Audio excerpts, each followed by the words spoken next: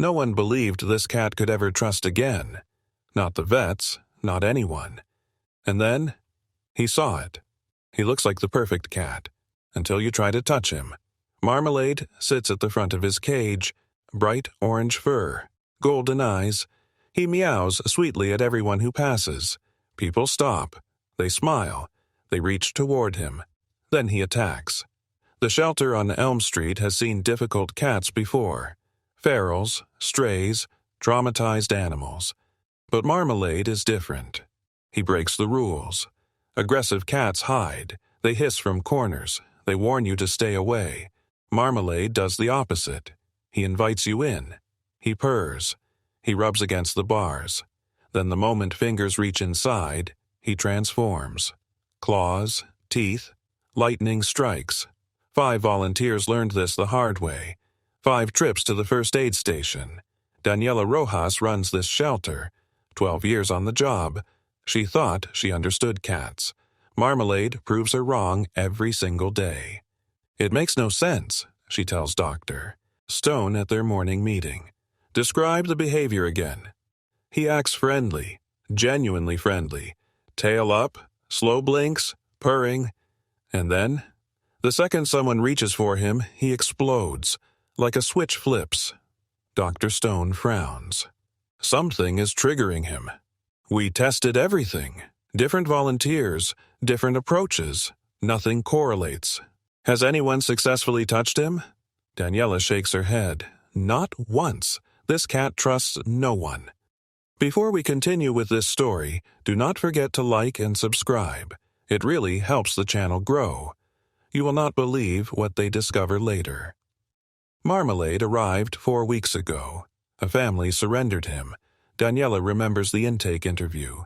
Mother, father, 2 kids crying in the waiting room. We have had him since he was a kitten, the mother said. 6 years. He was perfect. What changed? 3 months ago, he started attacking, out of nowhere. Attacking who? Everyone. Me, my husband, the kids. The father showed Daniela his forearms, scratches layered over scratches. We tried everything, vet visits, behaviorists, medication. Nothing worked? The mother wiped her eyes. He acts like he loves us. Then suddenly, he attacks. Yes, we cannot keep him. The children are terrified. Daniela took Marmalade that day. The family left in tears. She promised to find him a home. That was 4 weeks ago. The problem is not just aggression.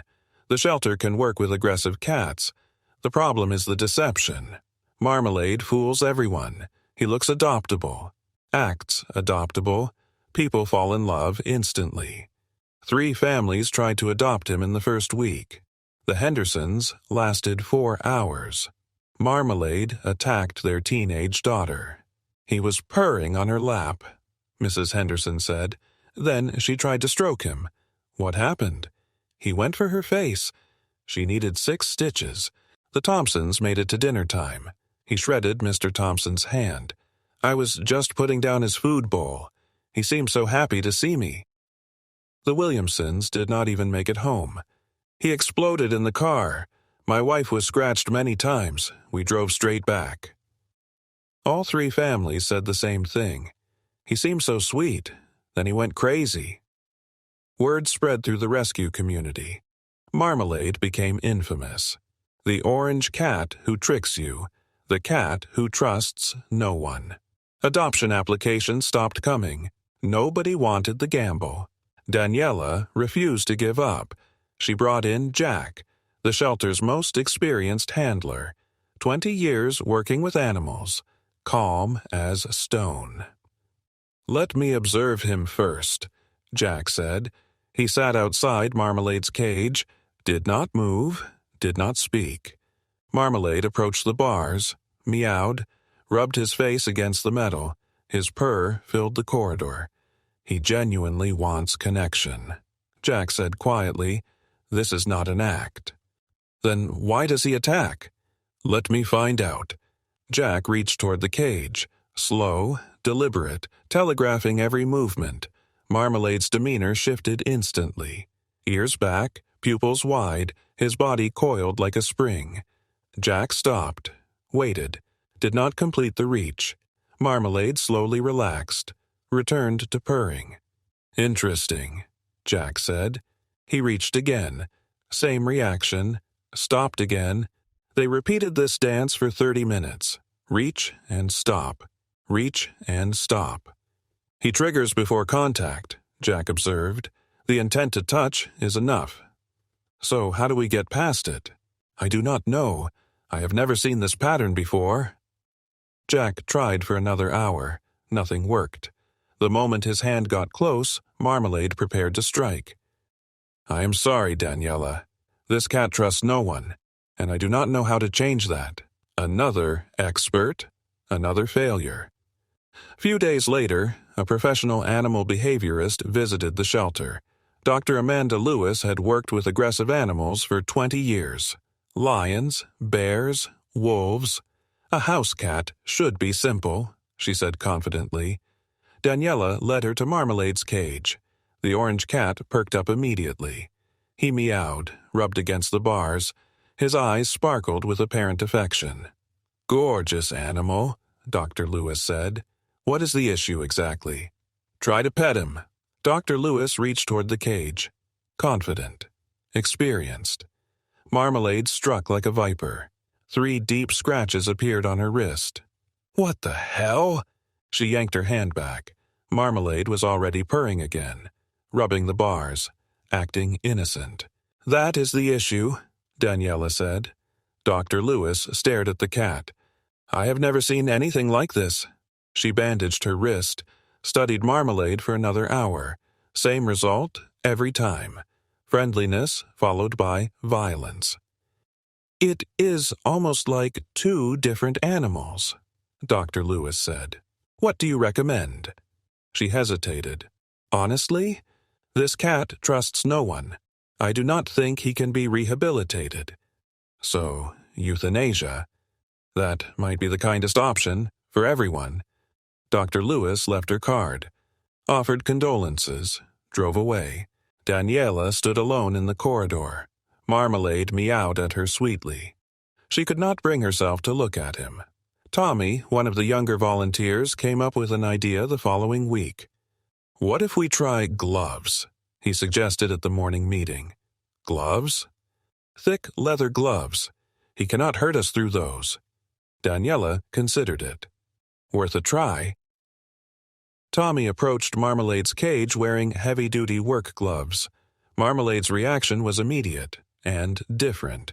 He did not just prepare to strike, he panicked. The orange cat threw himself against the back of the cage. His eyes were wild with terror. He screamed. Not anger, pure fear. Tommy backed away quickly. "Okay, bad idea." Marmalade cowered in the corner. His whole body shook. It took 3 hours for him to return to the front of the cage.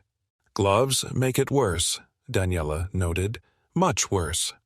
Another piece of the puzzle, but the picture still made no sense. Daniela decided to try cameras. She installed a close-up view inside Marmalade's cage. Maybe she was missing something. Maybe the answer was in the details. She watched the footage that night. Fast-forwarded through hours of nothing. Marmalade slept, groomed himself, ate, drank. Normal cat behavior. Then a volunteer approached. Linda, 63 years old. Daniela watched closely. Marmalade perked up, walked to the front, meowed. His tail went up, his eyes softened. He pushed his head against the bars. Linda smiled, reached her hand toward him. And there, right there, Daniela saw it. She rewound, watched again, frame by frame. The moment Linda's fingers entered the cage, something changed.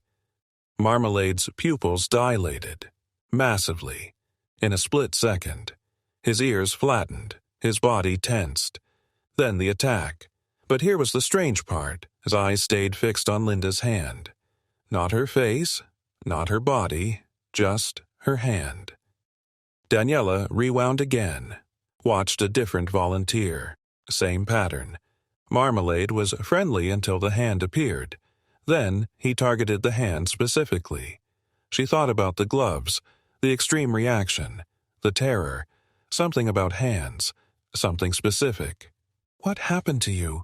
Daniela whispered at the screen. The next morning, Daniela called the original family. The mother answered on the fourth ring. "Hello? This is Daniela from Elm Street Shelter. I have questions about Marmalade." Silence. Then a shaky breath. "Is he okay?" "He is alive, but I need your help understanding his behavior. We told you everything at intake." "I know, but I discovered something. He specifically attacks hands." Long silence. "Does that mean something to you?" Daniela asked. The mother's voice cracked. "It was an accident." "What was?" "My son Tyler scratched Marmalade while playing. Just a small scratch. And my husband overreacted." Daniela's stomach tightened. "What did he do?" "He grabbed Marmalade, held him down. He was trying to discipline him." "How?" The mother paused. Her breathing was ragged. "He slapped his paws, hard, multiple times." Daniela closed her eyes. Now it made sense. "How long did this go on?" "Just a minute, maybe 2, but after that, he started attacking hands.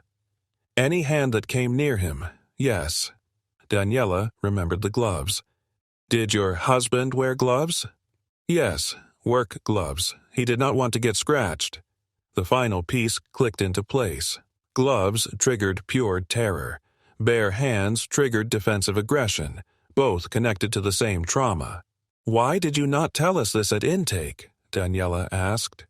"My husband was ashamed. He did not mean to hurt him. He just traumatized him." The mother was crying now. "Can you help him? Please?" Daniela looked at the calendar. 3 days until the deadline. "I am going to try." She called an emergency staff meeting that afternoon. She explained the camera footage, the phone call, the trauma. The room went quiet. "So, he is not aggressive," Tommy said. "He is defensive." "Exactly. His friendliness is real. He genuinely wants connection. But hands trigger him. Hands reaching for him. Hands that grab. Hands that hurt." Dr. Stone spoke up. "Classic trauma response. Very specific trigger." "Can we work with this?" Linda asked. "Maybe, with the right approach and enough time." But time was the one thing they did not have.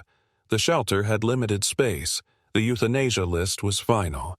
Daniela walked back to Marmalade's cage that evening. The orange cat meowed at her, rubbed against the bars. His golden eyes were full of hope. He had no idea what was coming. Daniela felt tears threatening. She turned away. Tomorrow would be his last day. The next morning, a woman walked into the shelter. She looked to be in her late 50s. Gray hair pulled back simply. Reading glasses on a chain around her neck. A cardigan with cat hair still clinging to the sleeve. She moved slowly, deliberately, like someone who had learned that rushing helped nothing. "I am looking for a cat," she told the front desk volunteer. "I lost mine recently." "I am sorry for your loss. What kind of cat are you looking for?" "One who needs me." The volunteer smiled. "We have plenty of friendly cats available." "I do not want a friendly cat." The volunteer blinked. "Excuse me?" "Friendly cats find homes easily. I want one that nobody else wants." The volunteer hesitated. Then she picked up the phone.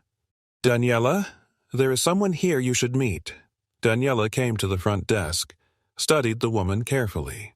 "I am Daniela Rojas. I run this shelter." "Mira Thompson. I am looking for a difficult cat." "Why difficult?" "My cat Whisper died 2 months ago. She was feral when I found her." "Feral?" "Completely wild. Terrified of humans. It took me a year to earn her trust." Daniela felt something stir, a tiny spark of hope. "She lived with me for 7 years after that," Mira continued. "She died in my lap." "I am sorry." "Do not be. Those were the best years of my life and hers." Mira looked around the shelter. "My house is too quiet now. I need a project." "A project?" "A cat who needs patience. time, understanding. Daniela's heart began to race. I might have exactly what you are looking for. She led Mira down the corridor, past the friendly cats, past the easy adoptions. They stopped at Marmalade's cage. The orange cat was at the front, tail up, purring, golden eyes shining. He is beautiful, Mira said. He is scheduled for euthanasia tomorrow morning. Mira's expression did not change. Why? Daniela explained everything. The attacks, the failed adoptions, the trauma they had discovered. This cat trusts no one, Daniela finished. Nobody can get close to him without getting hurt. Show me. Daniela reached toward the bars. Her hand entered the cage space. Marmalade's pupils blew wide, his ears flattened. He launched forward. Daniela pulled back just in time. Claws sliced through empty air. Marmalade was already purring again, rubbing the bars, acting innocent. Fascinating, Mira said calmly. Most people run away at this point. I am not most people. Mira studied the cat. May I try something? Be careful. Mira reached toward the cage, but her approach was different. She kept her hand flat, palm up, fingers together, not reaching, not grabbing, just presenting. Marmalade's ears twitched. His eyes fixed on her hand. He did not attack. 10 seconds passed. 20, 30. Marmalade approached, sniffed cautiously. His body stayed tense. Then slowly, hesitantly, he rubbed his cheek against her palm. Daniela gasped. That is the first time anyone has touched him. He is not unable to trust, Mira said softly. He is afraid of what trust has cost him before. What is the difference? Everything. Mira kept her hand perfectly still. Reaching hands grabbed him. Grabbing hands hurt him. That is his experience. So, if you do not reach, he feels safe enough to take a chance. Marmalade was purring now, rubbing against Mira's motionless palm. I will take him, Mira said. Daniela stared at her. You just met him. He could still hurt you. He will not, because I understand the rules now. Mira watched Marmalade press against her hand. His golden eyes were closed, his body relaxed. He needs someone who understands that trust must be earned. I need something to give my time to. Daniela felt tears threatening. The paperwork will take an hour. I will wait. 1 hour later, Mira loaded the carrier into her car. Marmalade meowed softly inside. Daniela watched them drive away. She did not know if it would work. She did not know if Marmalade could ever learn to trust again. But for the first time in weeks, she felt hope. 1 month later, Daniela's phone rang. How is he? She asked immediately.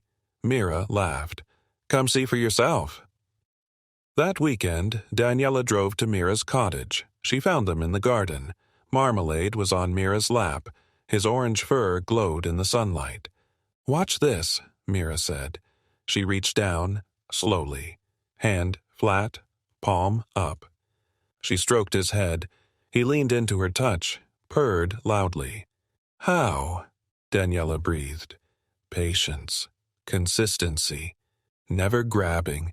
Never reaching. He lets you touch him now? He asks me to touch him now. There is a difference. Mira stroked the orange fur. Marmalade's eyes closed in contentment. The moral of this story is simple but important. Behavior always tells a story.